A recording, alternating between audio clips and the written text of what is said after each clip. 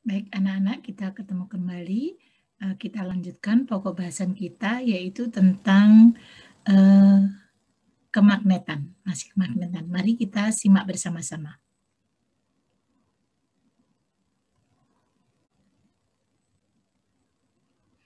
Oke, kita lanjutkan yaitu tentang kemagnetan dan sifat-sifatnya yang akan kita pelajari kali ini. Nah, kita harus tahu dulu teori dasar kemagnetan itu apa saja. Perkembangan peradaban manusia tidak terlepas dari penemuan magnet. Peralatan di rumah kita sebagian besar menggunakan magnet, yaitu diantaranya, nah ini, televisi. Ketika anak-anak melihat televisi, di dalamnya terkandung magnet. Jadi ada IC yang digunakan untuk televisi itu. Kemudian yang kedua, mesin cuci. Dalam mesin cuci juga ada magnetnya. Kemudian yang ketiga, AC. Pada AC juga ada magnetnya. Dan yang keempat, telepon, atau masih banyak lagi di rumah anak-anak ya, yang menggunakan magnet kipas angin dan sebagainya. Mungkin ada recorder atau apa itu, yang lainnya lah, pemanas dan sebagainya. Itu semuanya menggunakan magnet. Nah, asal-usul kemagnetan itu dari mana? Kok tiba-tiba ada magnet ya? Asal-usulnya dari mana? Jadi kata magnet atau magnet berasal dari bahasa Yunani. Magnetis litos yang berarti batu magnesian. Magnesia adalah nama sebuah wilayah di Yunani pada masa lalu yang kini bernama Manisa atau sekarang berada di wilayah Turki, di mana terkandung batu magnet yang ditemukan sejak zaman dulu di wilayah tersebut. Jadi batu tersebut kalau ada benda-benda logam itu menempel pada batu tersebut. Nah, ini ditemukannya di sana. Maka karena sesuai dengan tempatnya dinamakan magnesia, dari magnetis, jadi magnet yang mengandung magnet. Oke, berikutnya bentuk-bentuk magnet. Jadi magnet itu ada beberapa macam. Ini yang secara umum ya, magnet yang biasa digunakan. Yang pertama namanya magnet batang. Bentuknya seperti ini, magnet batang yang anak-anak bisa, kalau zaman ibu itu tempat pensil itu ditutup pakai magnet batang. Kemudian yang kedua ada magnet silinder. Magnet silinder ya. Kemudian yang ketiga magnet jarum. Ini anak-anak bisa melihat magnet jarum pada kompas ya. Kemudian magnet ladam atau disebut magnet U atau disebut dengan magnet tapal kuda. Kemudian magnet bentuknya lingkaran. Nah, seperti ini. Ini bentuk-bentuk magnet. Nah, sekarang bermacam-macam bentuk magnet. Anak-anak kalau beli di abang-abang yang jualan itu bentuknya bermacam-macam. Ada yang sangat bulat sekali. Kemudian ada yang agak lonjong. Karena apa? Karena perkembangan zaman untuk menarik anak-anak kecil biar membeli, sehingga bentuk-bentuk magnet itu dibentuk yang bermacam-macam. Kemudian magnet itu dapat menarik benda-benda dari bahan tertentu. Jadi magnet itu menarik benda-benda dari bahan tertentu. Biasanya terbuat dari logam, ya. Tetapi tidak semua logam. Coba sekarang perhatikan ilustrasi di bawah ini. Nah, di sini ada berlian. Kemudian, nah coba perhatikan ada berlian, ada gunting, ada kunci, ada pensil, ada penghapus, ada bola gitu. Mengapa yang lain diam saja gitu? Maksudnya berlian juga tidak ditarik oleh magnet. Pensil tidak ditarik oleh magnet. Bola sama penghapus tidak ditarik oleh magnet. Tadi dikatakan bahwa magnet itu menarik benda-benda yang berasal dari logam. Nah, jadi anak-anak kelihatan di sini ya. Misalnya mamanya lagi jahit, kemudian jarumnya jatuh. Kalau punya magnet bisa dicari di situ. Karena apa?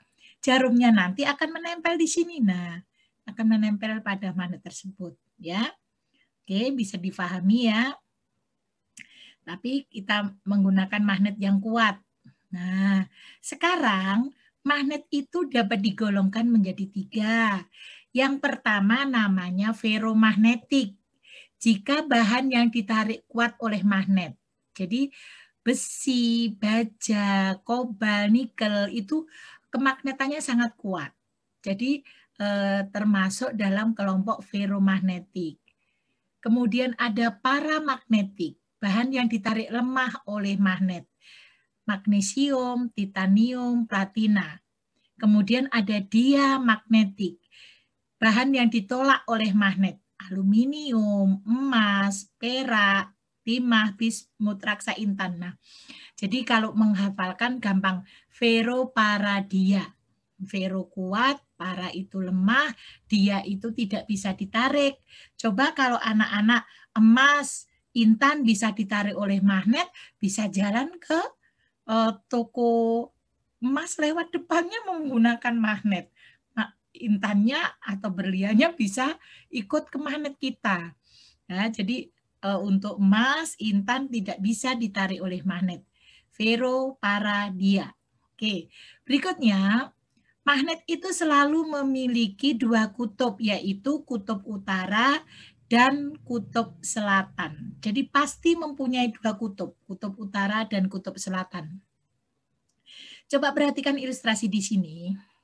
Kutub yang tidak senama akan tolak-menolak. Jadi lihat, jika senama, nah ini tidak senama, akan ketemu. Nah, kalau kutub utara ketemu kutub utara, dia akan menolak.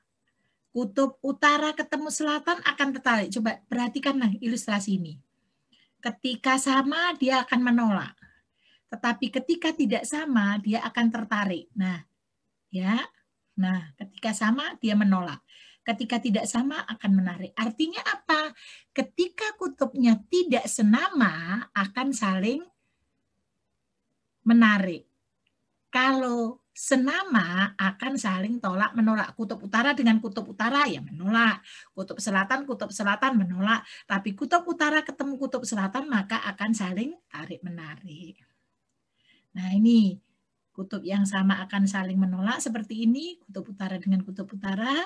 Kutub yang tidak senama akan saling tarik menarik. Jadi ini konsepnya yang harus anak-anak perhatikan ya. Harus anak-anak ketahui konsep untuk magnet. Oke, berikutnya seorang ahli yang bernama Weber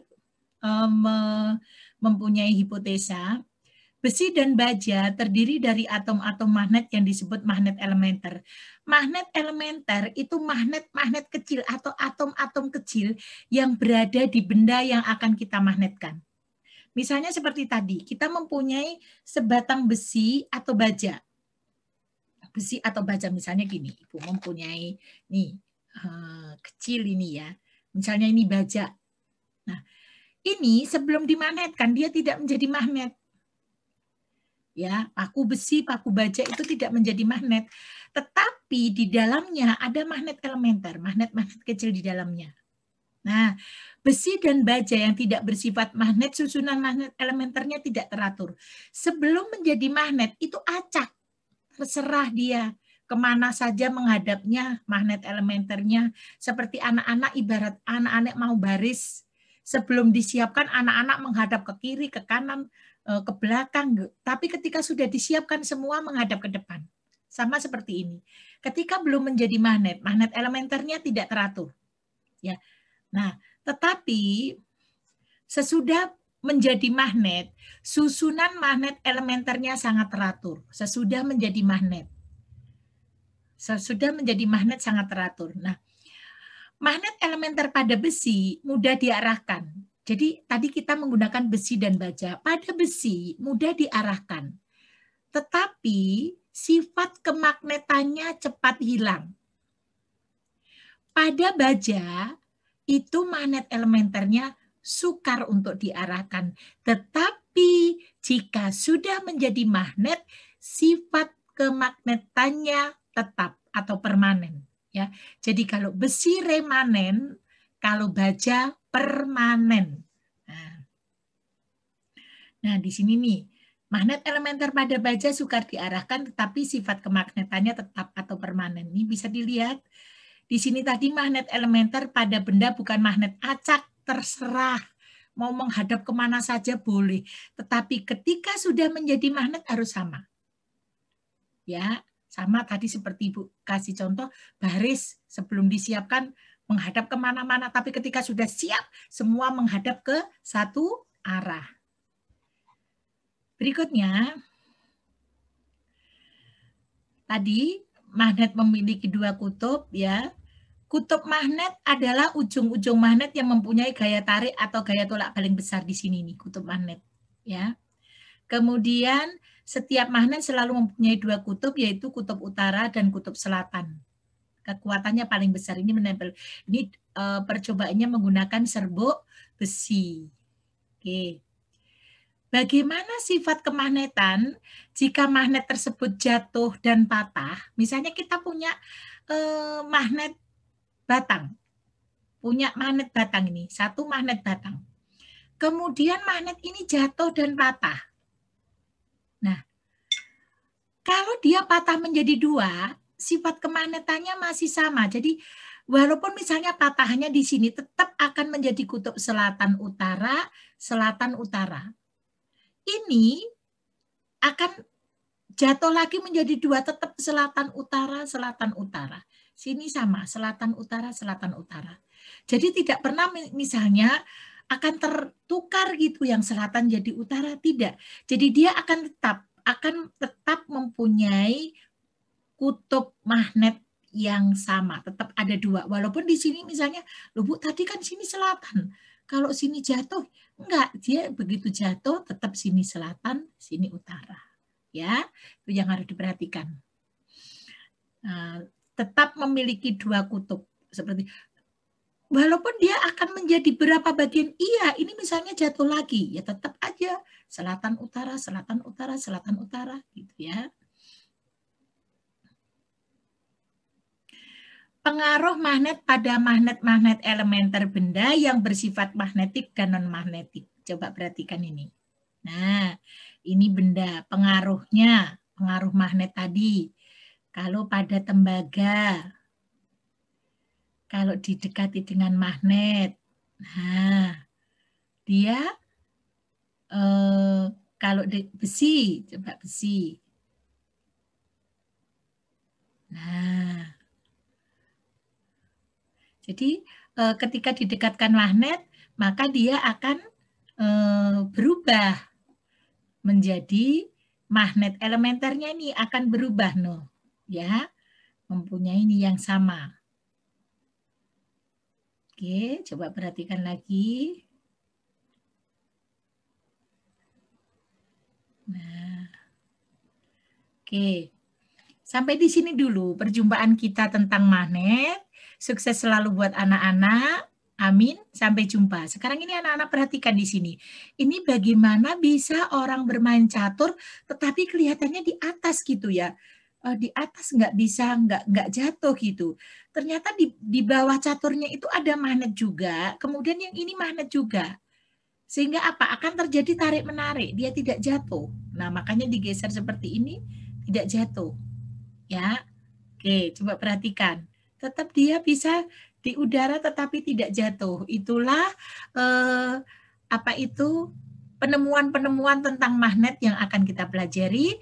Baik anak-anak, sampai jumpa kembali di pokok bahasan berikutnya.